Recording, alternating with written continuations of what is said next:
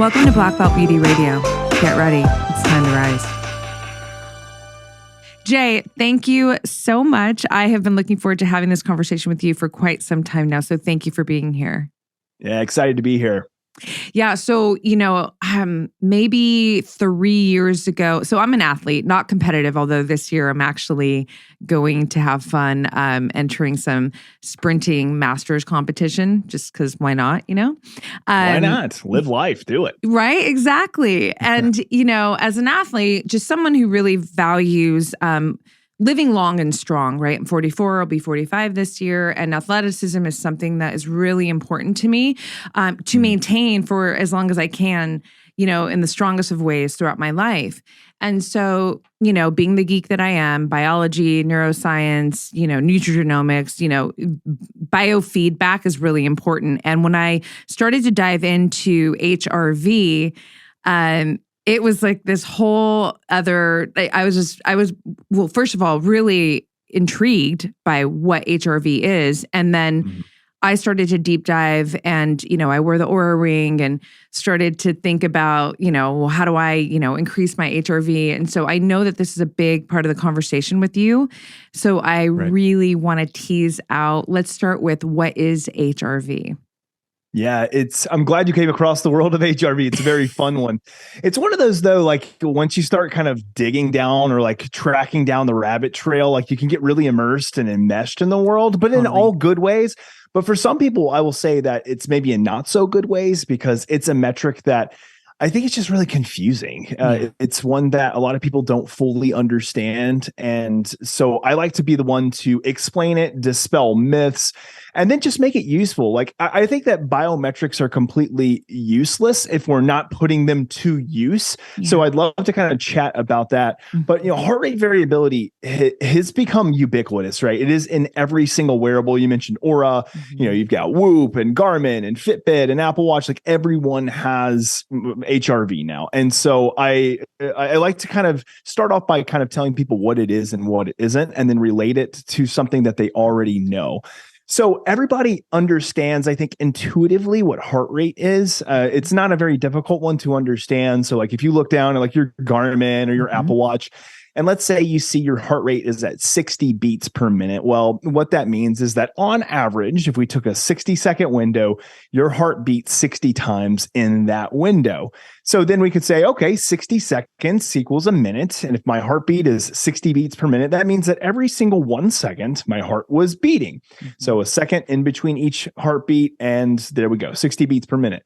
Now, you wouldn't be incorrect by saying that's how it works, but that's definitely not how it works. Because if there was only just 1 second in between each heartbeat, well, that would actually equate to a variability or heart rate variability of 0, and that would not be good. So what 60 beats per minute is in terms of heart rate, it's just telling you an average. So that just kind of gives you a insight into how on average, how fast was it beating. Now, heart rate variability sounds like heart rate, but it's actually looking at the variance or the change in time between successive heartbeats. And there's a reason why we look at that metric, but I'll explain the metric in and of itself, and then I'll bring it back to actually why, like we use that metric. When we look at heart rate variability, we're saying, okay, between each heartbeat that we have, how much time is different between them? So if we have between one heartbeat and the next is, let's say, 1,000 milliseconds, and between the next heartbeat and the one following it is, let's say, 900 milliseconds. Well, the difference between those two were 100 milliseconds. So the variability there is 100 milliseconds. Well, why is this important? Why is the time change between heartbeats important? Well, we know that our nervous system has to adapt to trillions of processes in any given second, which means that it's got a lot to attend to. And in order to attend to it, the heart needs to speed up and slow down and speed up and slow down and adjust and adapt. As the heart speeds up and slows down, the nervous system, which is controlling that, and I'll come back into that in a second, the nervous system is either adapting well to that or not adapting well to it.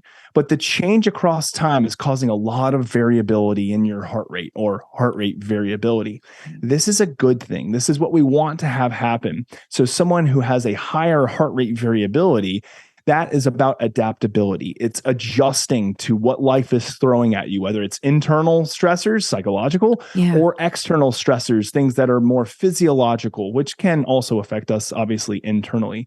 So heart rate variability at its core is just how well are you adjusting, or how not so well are you adjusting?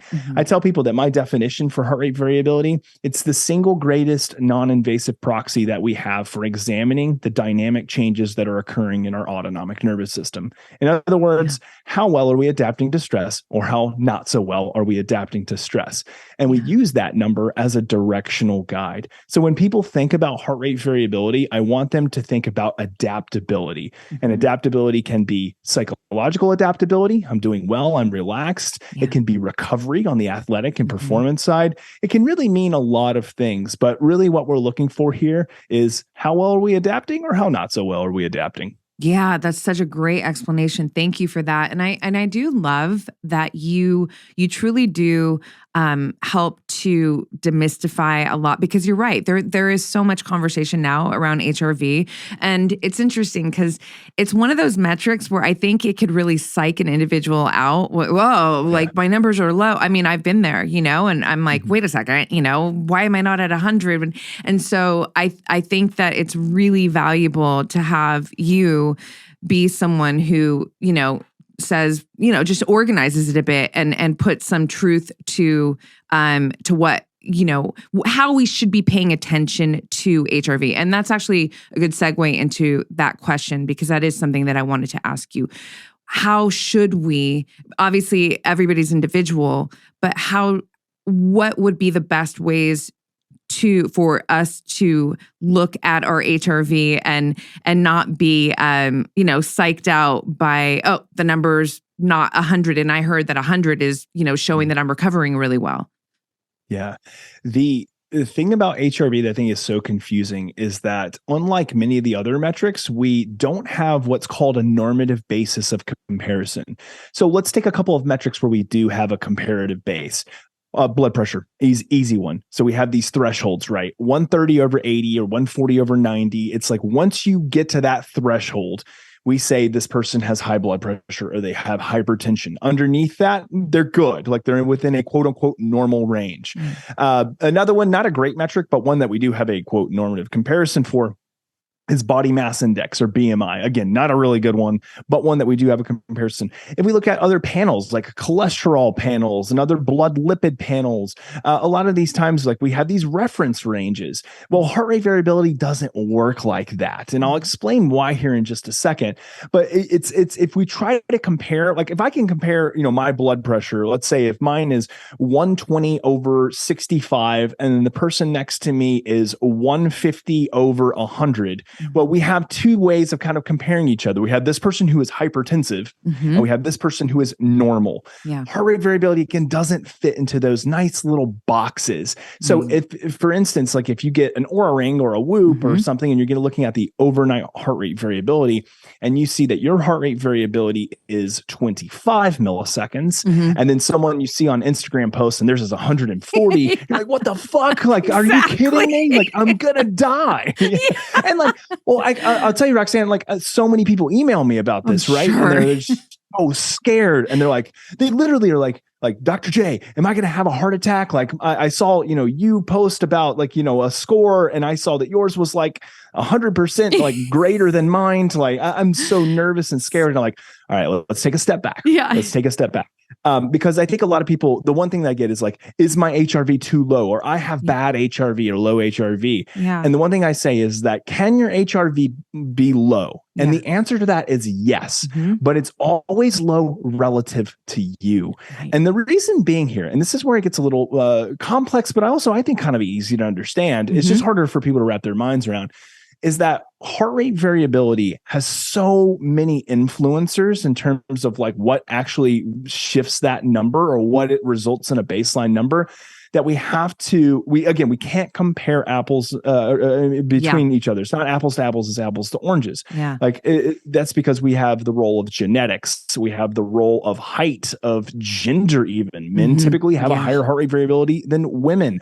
Taller people have a higher heart rate variability typically than shorter people. So I'm a 6'5" male. So like I've got all the check boxes. Yeah, right? totally. And I actually think I have pretty good genetics for it too. But there's all these variables. So like when people are wondering like, well, how do I use this number? The baseline number, the one that you see on the Oura Ring, if you just take one snapshot, like that's not very informative. It's not super helpful. Yeah. What are we looking for? We're looking for trends. We're looking for heart rate variability to act as a directional guide. Right. We want to know, where are we typically, and then are we moving in an upward direction? Are we moving in a stable trajectory? Yeah. Or are we going downward? Because each three of those tells us something different, and we can take actionable steps depending on those three, which I'm sure that we'll unpack. But I think just put very simply for people who are listening to this, heart rate variability, I tell people to place way less concern on where their baseline number is and place much more concern. And I won't even say the word concern because that kind of leaks into a different category. I'm trying to de-stress people here,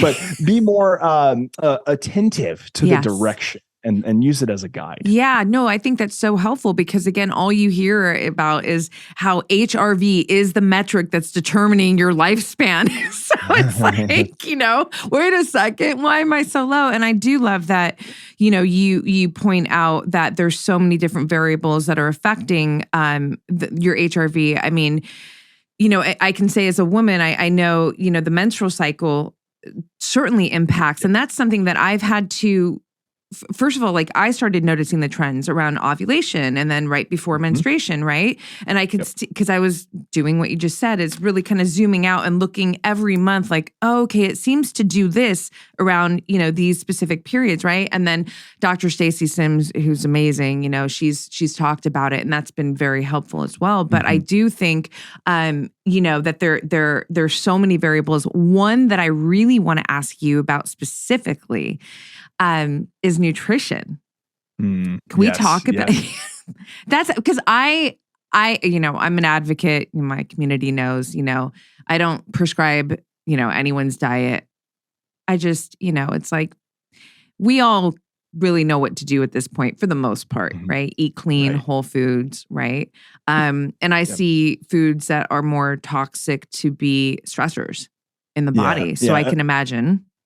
Yeah, 100%. I mean, anything that is exciting the stress response is going to result in a downward trend in heart rate variability. Nutrition being one of them. So, like with my company Hanu, we kind of have like these what we call the 4 pillars of health, and we see these 4 pillars as being kind of like foundational to changes that we have in our nervous system. The first one being one that was probably primary to what we do in my company, which is stress and stress resiliency. And within that, we can put like how well or not so well do we manage stress, relationships, kind of like all of these fit into that category. So more of like the mental health side of things. Over here in this next pillar, we have sleep, which we think is probably the most foundational of all of them. Then we have exercise. And then on the last kind of pillar is of course, nutrition and what we put into our body. And when there's dysregulation on any of these pillars, it can make the whole building fall down, which is why we have to have these really strong fortified pillars. But nutrition is a really big and important one. And I'm glad that more people this day and age are kind of coming to terms with the fact that they can't just eat shit and like expect to like live an amazing life that's full of energy and vitality and feel like they have great cognitive performance and stress resiliency. We know that what food is they're messengers. They're chemical and electrical messengers. And when we excite the inflammatory processes with food, which can be done quite easily in today's modern, standard American diet, we know that as we increase these inflammatory markers, and there's plenty of studies of this. So when we see things like CSRP go up or HSCRP go up or C-reactive protein, we see see heart rate variability go down. Yeah. When we see high glycemic variability, or the glycemic roller coaster that can occur with standard American diets, we see heart rate variability suppressed and we see it go down. Yeah. So we know that highly inflammatory foods, which can be very individual, like we realize this, Right. But there are kind of some standard things that we know, like those aren't good. Like eating, French fries and fried chicken every single day is probably not going to be the best thing, and then, drink a Coke down with a Snickers bar for dessert. Probably not the best thing. But it's funny because, all of this is very easy to follow and track. Yeah. We did one study where we were looking at wearing a continuous glucose monitor with wearing kind of a continuous heart rate monitor. We were using, I'll just kind of throw it out there, we're using my company, Hanu. Yeah. And what we were looking at was continuous heart rate variability changes that coincide with what blood glucose was doing. And what we see is that heart rate variability to inflammatory foods actually responds faster than glucose. Glucose is a little bit slower of a response, but once it starts, it's rapid, but the onset's a little bit slower. That's why we check typically 1.5 to 2 hours postprandial and looking at glucose. Heart rate variability to inflammatory foods responds very fast. We're talking about sometimes just within a few minutes. You'll see a pretty big suppression of heart rate variability, but it coincides with glucose variability. If we have these high spikes and really big drops in glucose, we see the same thing manifest in nervous system functioning with HRV as kind of the proxy.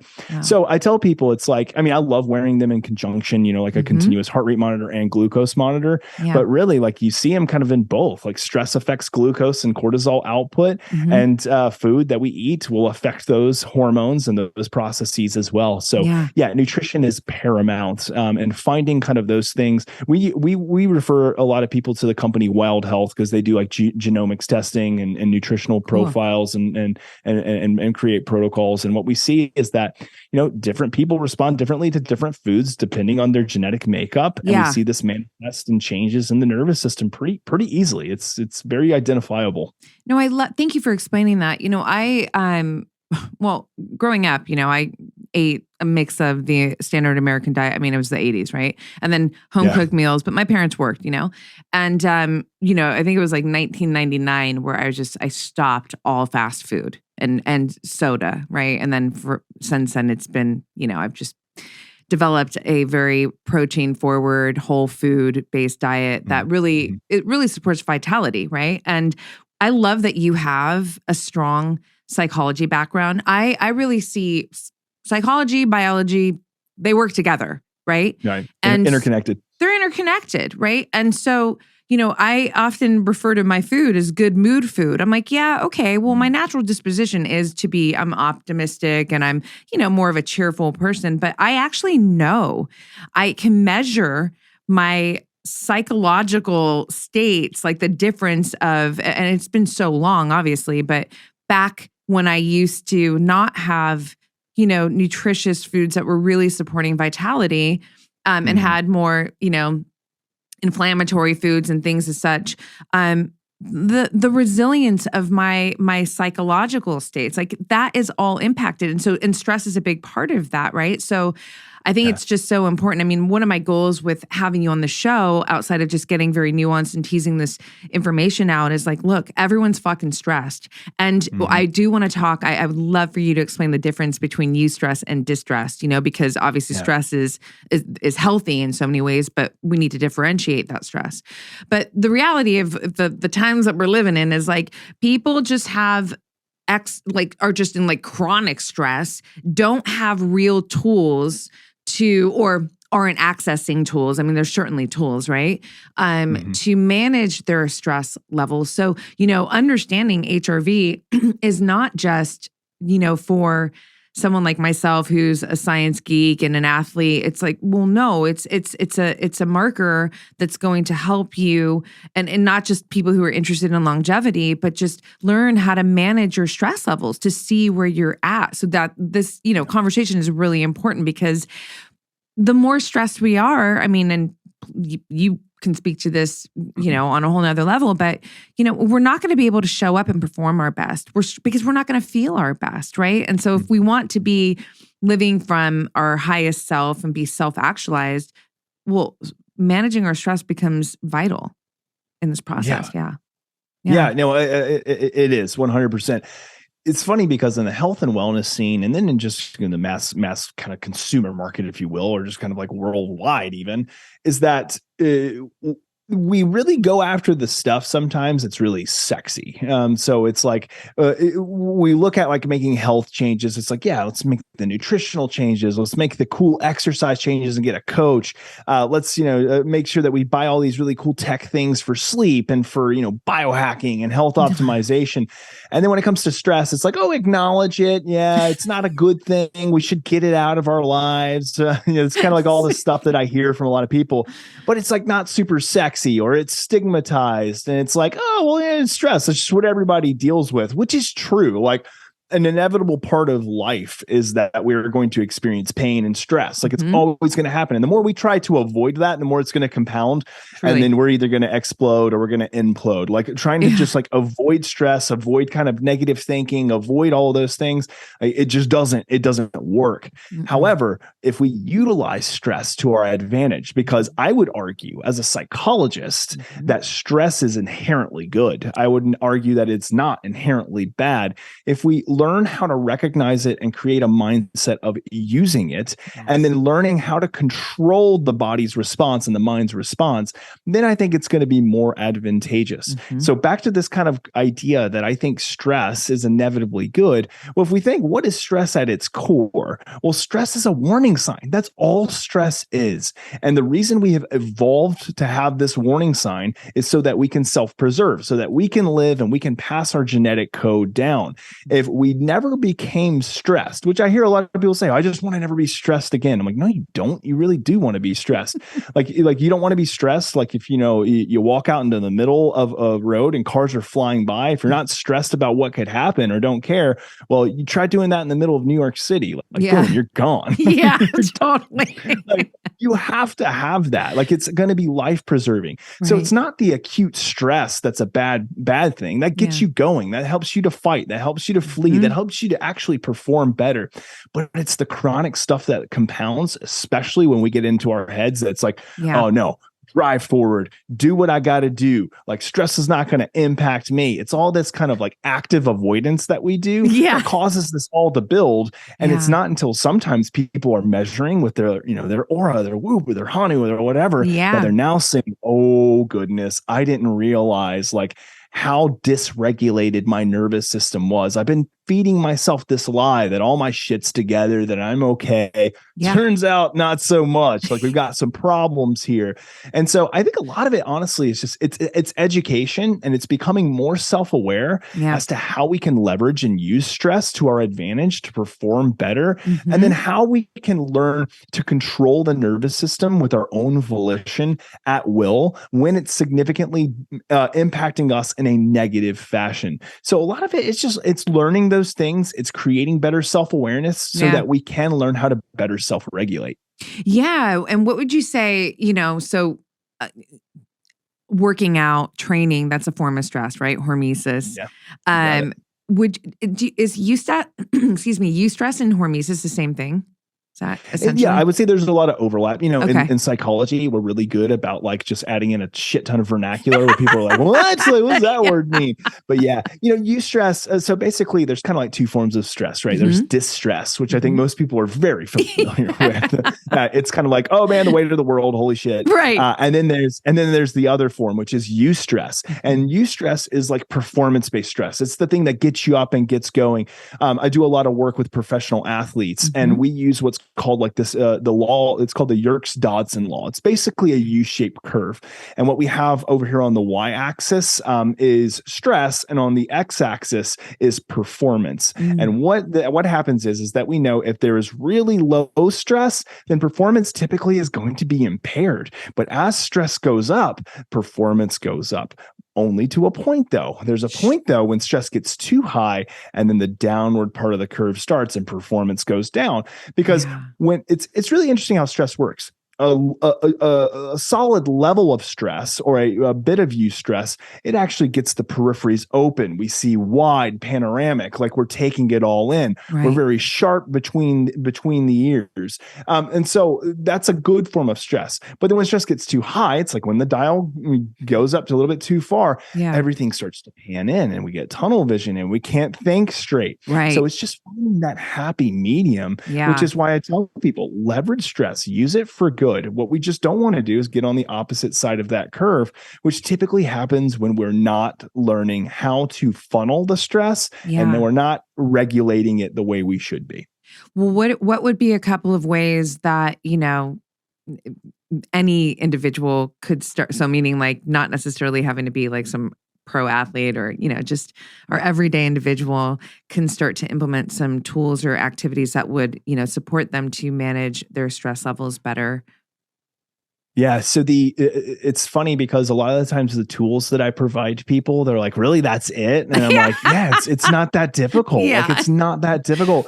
I think that Mother Nature intended to provide us with the set of physiological skills to self-regulate that we need. Like we don't it doesn't require us to go out and buy, the beautiful, $1,000, $2,000, $10,000 toys. Like, if you got the finances and the money to do it, there's some great things that we can use for health optimization.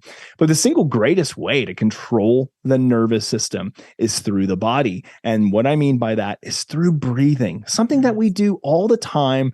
Our autonomic nervous system just has it kicked into high gear. We never have to think about it. However, what we know is that when we become stressed, we typically will have dysregulated breathing. So what does that mean? A lot of times people are breathing way too fast. They're breathing way too shallow. So they're breathing from the chest as opposed to kind of lower in the belly. They're breathing from the mouth instead of from the nose. Like all of these things can happen. And when we have really shallow, rapid mouth breathing, what does that tell the nervous system? Well, something's attacking. Something's about to happen. Like you need to get out of there or fight this. And so it revs up. You secrete cortisol. Your heart rate is increased. Your heart rate variability starts to drop like a rock.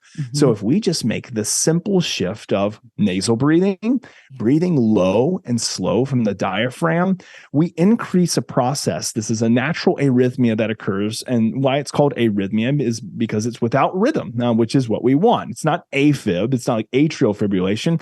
It's just called respiratory sinus arrhythmia. And what respiratory sinus arrhythmia is, it's the change of heart rate across the respiratory cycle. So as we inhale, and especially as we slow our inhale, or I should say even elongate our inhale, what happens is the heart rapidly speeds up really, really high. And people are probably like, well, that's not good, is it?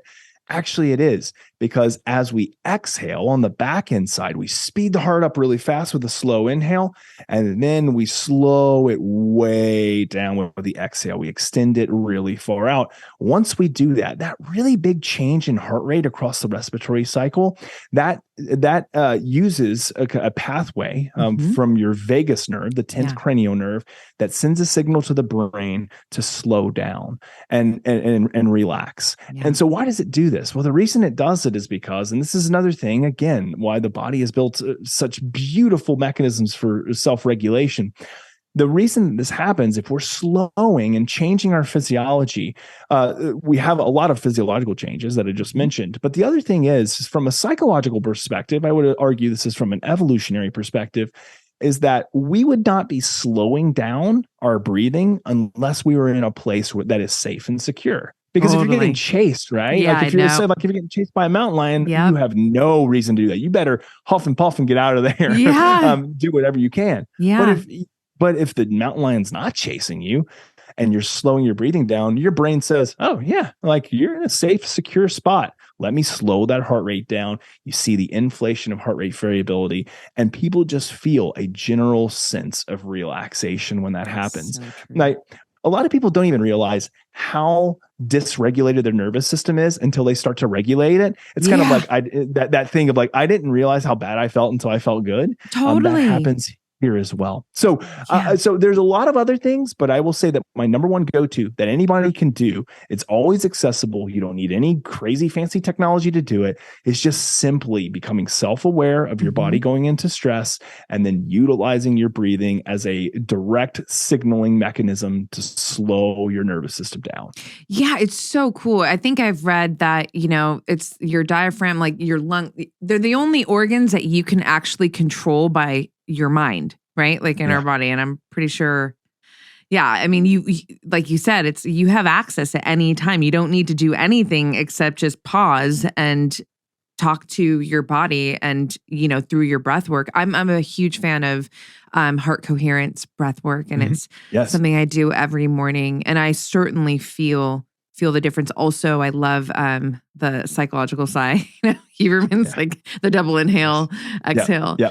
Are you into MMA, UFC fights at all? I like watching it, but I'm not one of those guys. Like, I feel like a lot of the culture is just like a lot of people getting really into that, and I'll watch it every once in a while. And I enjoy it, but I don't study it. I like listening to Joe Rogan when he interviews people, but I can't say like I'm a super fan, but I enjoy it. Yeah, I love it. I'm a jiu-jitsu girl, and I'm deeply submerged in the UFC, and lots of friends that are fighters, and one of which who is a legend, George St. Pierre. I don't know if you know who he is, but I remember him. GSP. I don't know him personally, but I remember watching him. He's incredible, and I will never forget. This is so many years ago. Him telling me that between rounds, he showed me the belly breathing to get his nervous system back in place before he went back out to fight. So just really echoing what you're saying and validating through a story through GSP. But yes, I love it.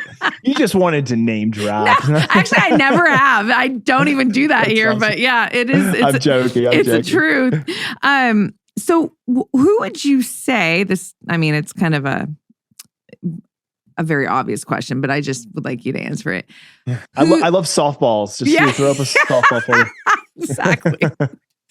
Who should be paying attention to their HRV? Only the elite professional athletes. I'm kidding. No, everybody's like tuning out now.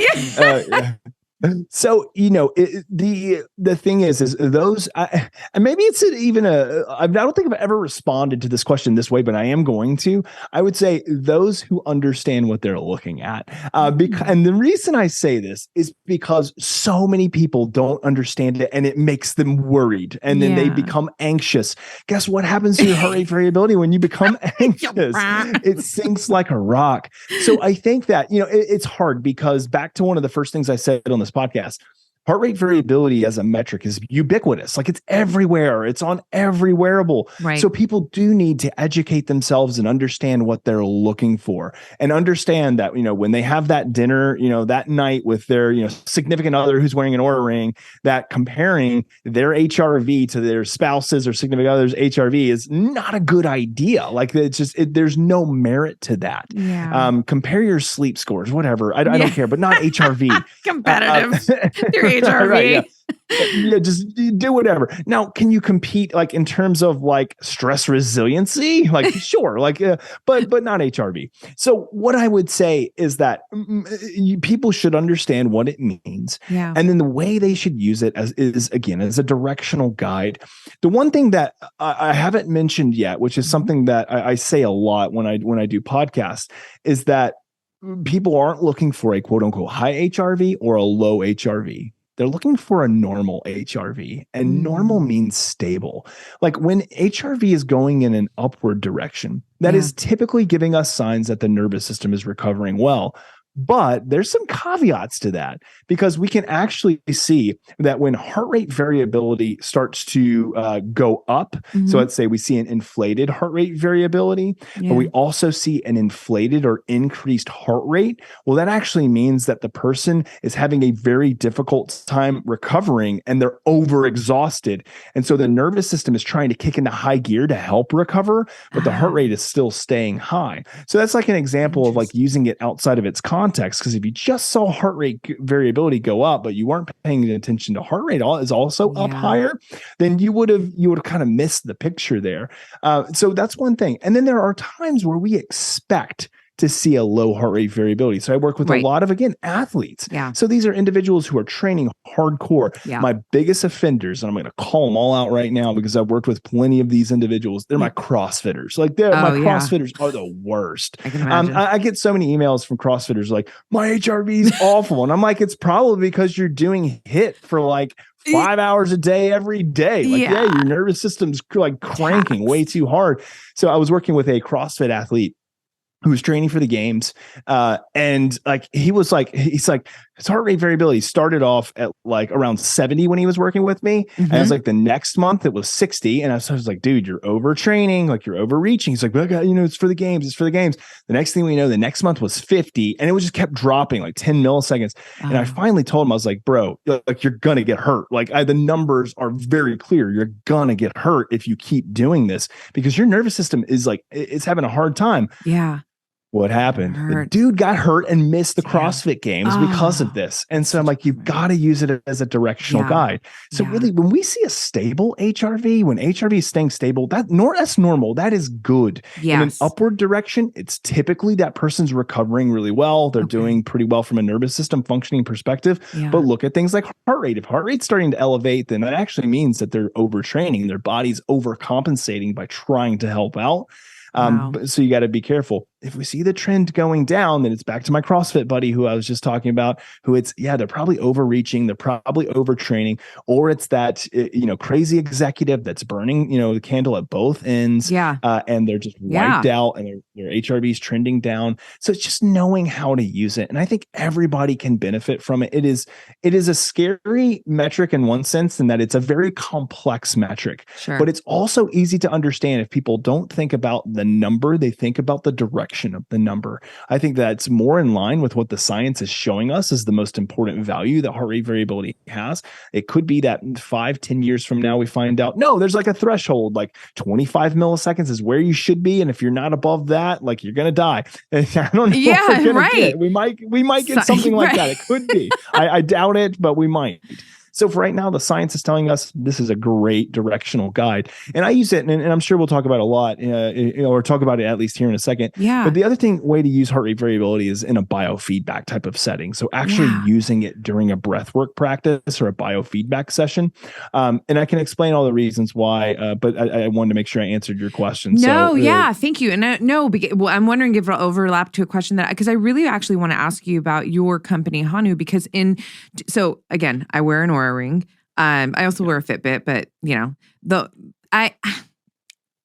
in preparing for this podcast and learning a bit more about Hanu, but there's still so much more to learn. I learned it seems as though you have more of a comprehensive, and I know we don't need to we're not trying to put down any brands or anything like that, but look, I'm just being honest and I want to fucking get the most information that I can that's going to be the most supportive. So can you talk about Hanu and what an individual who uses your device could expect? Yeah. So I should explain why we chose to make Hanu. I never thought I was going to get into the world. I'm a clinical health and performance psychologist, and my background, I had a consulting firm. I was doing really well, working with a lot of professional athletes, really building a niche business in this area. And then all of a sudden in 2021, I had a guy who I was working with, Silicon Valley serial entrepreneur in the tech space, who basically was like, "Hey, you want to drop everything you're doing and go build a health technology company with me?" And so for me, I spoke with my wife, and we have 2 kids, and we're like, "Oh man, but things are going so great right now. The word is spreading on kind of your work." Yeah, let's do it.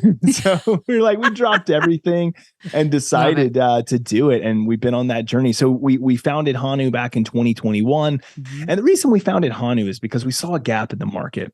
In the wearable space, there was a lot of great technologies that were out there for measuring things like exercise performance, like Whoop, does a great job with it, or Fitbit does a great job with it, Apple Watch, Garmin, sleep. You have Oura, who's such a great company, a lot of other great companies, and we never bash on companies because we don't see ourselves as competitors with them. We think we're very complementary to what a lot of these companies are doing.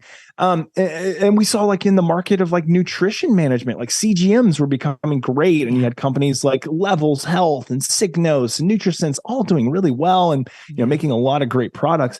And we said, where's the mental health side? Like, where is the stuff for looking at nervous system functioning? And we said, well, every company has like a heart rate variability, like kind of portion built into it, but nothing's like watching it all the time. Yes. And using it as a guide. And for us, we said, well, there we go. There's the market for us. We can build a company that is always continuously monitoring your stress response by continuously tracking heart rate variability. And so back in this past year, 2022, we worked throughout the year. It was only from January to October. Like we built our complete software platform, and we're utilizing, our hardware, and we're out to market now. But at its core, Hanu is a stress resiliency platform, and it's a pathway to mental wellness that's powered by science. And the intention is for us to kind of watch you like a hawk all day long and say, when is that stress response adapting well? Good for you. We want to reinforce that. And then when are the times where it's like, ooh, like we see something that looks like your body is ramping up because there's a threat. And then we warn you or alert you and say, hey, just wanted to check in. We saw your metrics kind of do some shifting. It looked like you were kind of not adapting super well. And what that does is that it increases the individual's self-awareness as to what's going on. Right. And they can log it. We call it a life event. So they say, yeah, like right now I'm in the middle of a board meeting with investors and it's really intense. And this sounds like my own life. It's like, this is really intense. And so, yeah, my heart rate variability plummeted. My heart rate is up by like 40% right now. Like it's just, it's one of those things. And you log it. And then over time, you can look back and you can say, well, over the last week, over the last month, last year, these are the triggers. These are the things that are really causing me to have a dysregulated nervous system. And so we'll kind of have that ability there. And then we always follow it up with training, mechanisms for self-regulation, because what we say is that you becoming self-aware is great, but it's kind of useless if you don't do anything about it. Like, what good is this data telling you slept like shit or your exercise was awful if you don't do anything about it or have a roadmap or pathway, right? It's like, totally. I mean, if anything, it's actually like you're worse off, like having something tell you that. Now you're in your head. Like, exactly. Where's the instruction manual? How do I fix this? Right. No, exactly. Oh, sorry, my camera got shifted over there. But so what we said is like, okay, well, we want to develop something that provides like a really solid roadmap and gives you actionable things to do. So after you log those life events, you can go directly into like a training, into a biofeedback session where you're watching heart rate variability in real time. We're helping you to pace and change your breathing, the cadence of your breathing, and you'll see in real time heart rate variability start to go up. You'll see these beautiful peaks and valleys of your heart rate, which I was talking about earlier, the slowing down, the speeding up and slowing down of your heart rate. You can see it all in real time. And the reason why this is so effective for people is because a lot of these practices really are like breathwork practices. They're like meditation practices. But what we know is that a lot of people will do a meditation, or they'll, buy an app for meditation, or they'll do a breathwork session or buy an app for it. And they're like, at the end of it, they're like, yeah, well, subjectively, I do think that I'm feeling less stressed. Like, I think I'm feeling a little bit better. And that's good. Like, we want people to feel that. But if you add on the layer of objective data, and if they understand what they're seeing and they say, oh, wow, like my heart rate variability went from a 20 to a 60 in 60 seconds. Wow. Like, that's insane. And that's what we see all the time. So that brings people back for more, right? Because now it's like, it's not just me convincing myself that breathwork practice and that meditation was effective. Like, I've got the hard physiological data that is showing me right here in real time, this was effective. So when we think about this from a psychological perspective, a behavioral conditioning perspective, we start to pair these triggers with these behaviors of adaptive behavior. And the more we do that, the more we become self-regulatory, or in other words, in layman speak, we learn how to control the nervous system and our stress response without us even having to think about it. We practice, and practice. I tell everybody that I meet, I'm like, we go to the gym, to train kind of our to train, like, let's say our muscles to like become bigger, faster, and stronger. Well, we have to do the same thing for our nervous system. And the more we do it, the more that response becomes reflexive. And we find ourselves kind of in situations that maybe previously would have caused a lot of stress and anxiety, not causing nearly as much stress and anxiety because we have learned how to adapt to it through these types of trainings and behaviors. Oh my, sign me up. I'm not even kidding. I'm not even I love kidding. This is everything. This is so important. There's a lot of things that I'm building in my career, in my life. There's, TED Talks in front of me. There's, and I think about that, as a high performer, not just in the physicality sense, but just from the mental sense as well. I mean, this is important, knowing how to regulate your nervous system, when you're in these high pressure performance situations. So, this is so, so valuable. I love that, I mean, for me, but, obviously you don't have to be necessarily a super high performer, I think that this is really, really important. And I do love the fact that it's measuring all day, because that is there's a glitch there, right? Because overnight, that's only a snapshot, right? It's not really telling you. Yeah. Well, overnight too, one of the things is that we already know that we're going to hopefully be resting and relaxing and recovering overnight. It's still very important for us to view that data, because sleep is kind of like our main catalyst for recovery, especially if we're thinking about it from a sports performance perspective, an athletic perspective.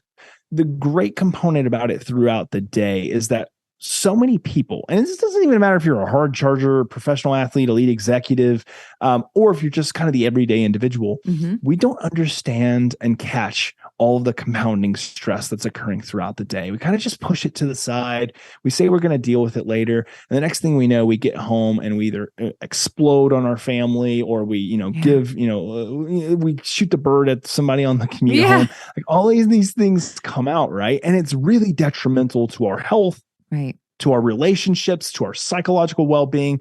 And we just have to learn how to become more aware of it and catch it in real time, and then learn to self-regulate. So, we have so many different types of customers that come to us at Hanu, but the stories that I love hearing the most, I love the professional athletes that are getting their extra 1%, and the elite athlete, the elite executives, good for you. Like, I really love that they're using it for that.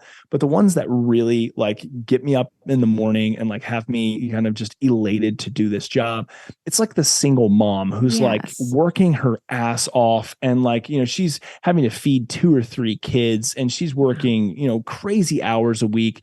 And she's just like, man, I need something that's going to help my life suck less. Because like I get home and I'm just so drained, and my kids need me, and I don't feel like I have that love to give to them. I'm just kind of giving them all of like the junk that I've been building up all day. It's like when I hear from them that they're using this, learning to self-regulate throughout the day, they get home and they have this energy and vitality, and it's repairing, the relationships that they have with, their kids or their spouse. Like that's what for me is going to keep me coming back to this thing, because that's like true wellness right there. It's holistic wellness.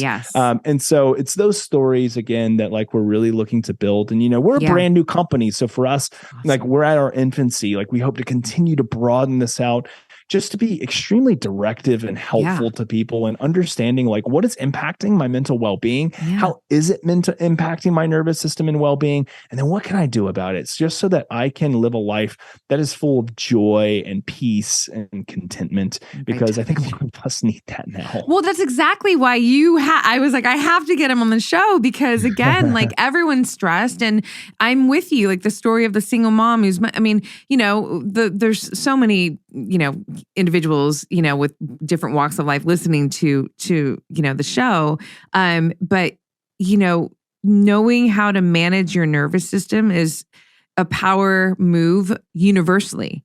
And so, your, amazing way of just, explaining all of this, to me is just, it's so, so valuable. So thank you. And I definitely am going to have links to Hanu for, people who want to look into Hanu. But before we wrap out, I just want to ask you 2 questions, actually. Is there a question that you don't get asked much or often, or, maybe you wish you would, or maybe something in this episode that we haven't talked about yet that you'd like to live in this talk? Yeah, this is okay. Yes, there is something that I've been thinking about a lot lately. Awesome. And I feel almost the need to kind of share this more often. And it's simply because a lot of people ask me to come on the podcast to talk about heart rate variability, to talk about biofeedback, to talk about physiological change in the nervous system and breathing, and all that is great. But the one thing I think gets overlooked, unfortunately, is the role of cognition, and it's the role of self-talk. And the reason being is because I think that there's a lot of faultiness in some of the discussion that is had around how that plays into nervous system functioning. And I think that sometimes people, and the reason I say this is because a lot of people will try all of these tools and techniques, breathing techniques, biofeedback, meditation, mindfulness. Maybe they'll try psychedelics, or they'll try these other things to help change the nervous system. And a lot of times they get like a beautiful acute sense of relief or awareness, or maybe they gain some level of insight, and all of that is great. I don't want to undermine that. Right.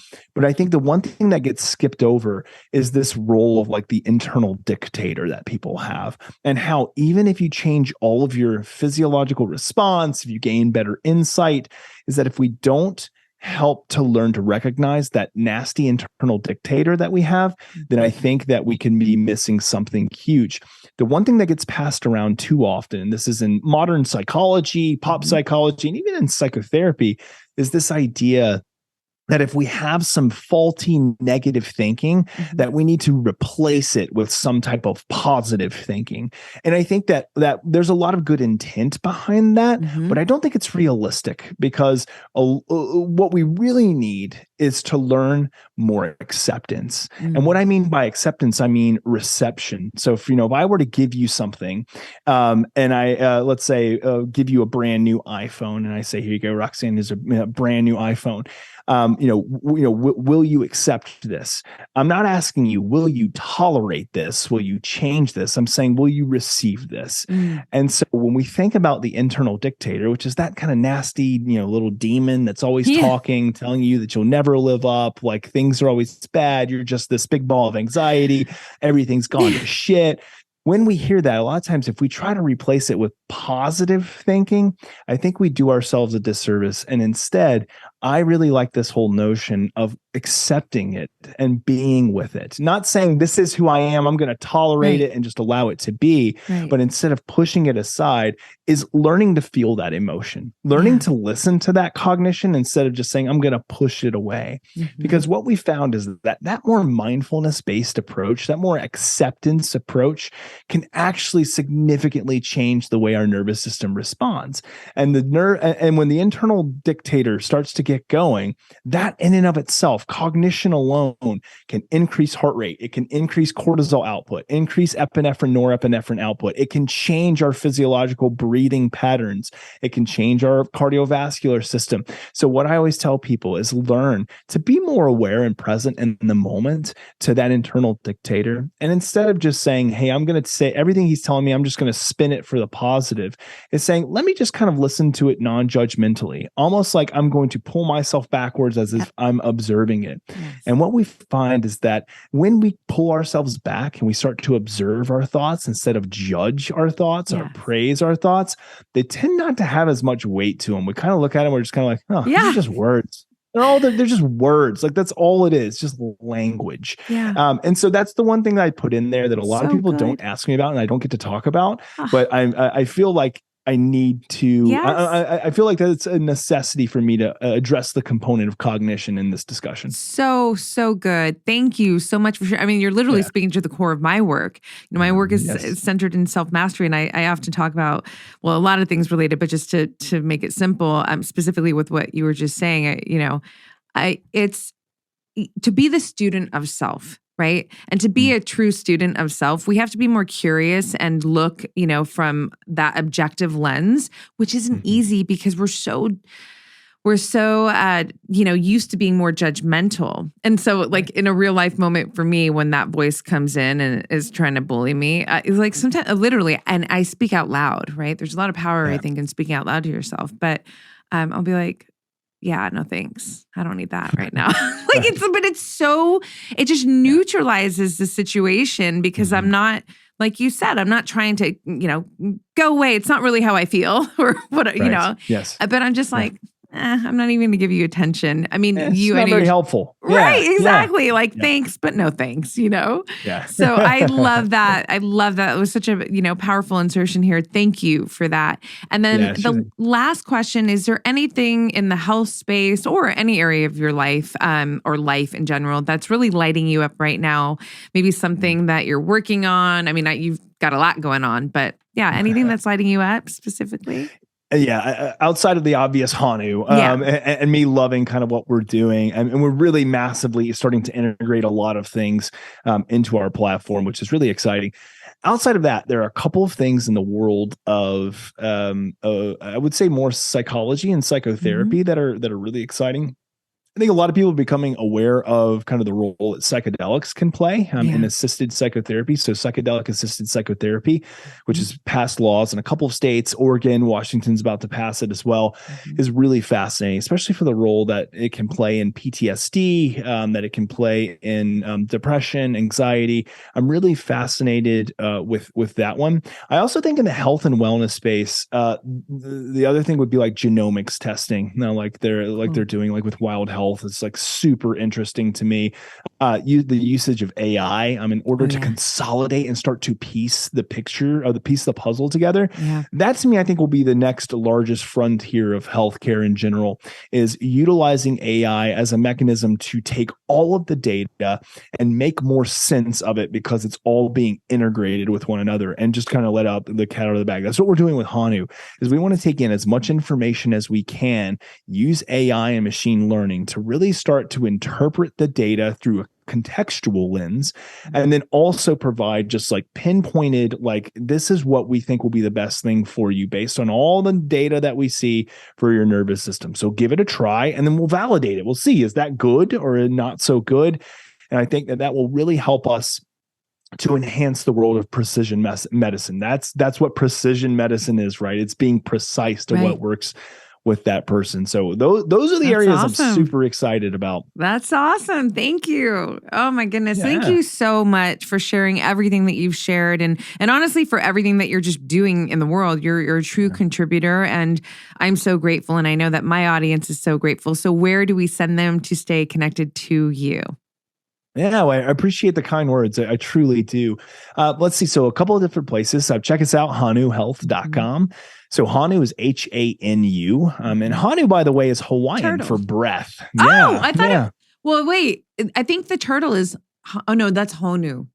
Got it. Yes, so there you got go. it. Yes. Okay, cool. Yeah. Breath.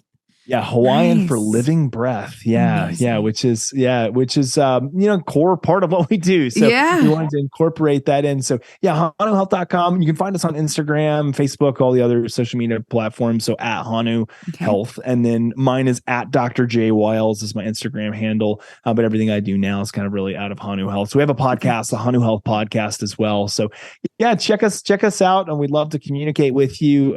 For us, it's all about just helping people find that daily joy, peace, and contentment in their life, so they can feel, just fulfilled and feel like they're living a life that's, driven by their value system. Is in line with their value system. So find us there. Awesome. Thank you so much. Yeah. Thank you for having me. Thanks so much for tuning into this episode, you guys. If you loved it, please share it on your social. Throw it up on your Instagram stories and tag me. I'm at Black Belt Beauty. I am also at Roxy Look, RoxyLook. I love connecting with you guys. This is a conversation that I want to just continue growing with you guys. So if you feel inspired to hit me up, do so in that space. I always enjoy hearing from you. If you'd like to support this podcast, you can do so by rating it and reviewing it via iTunes. It's such supportive help, you guys. It really helps the visibility of this podcast. So I appreciate and thank you in advance for doing that. And on that note, you guys, I'm signing off with all my love and always looking forward to catching you on the next.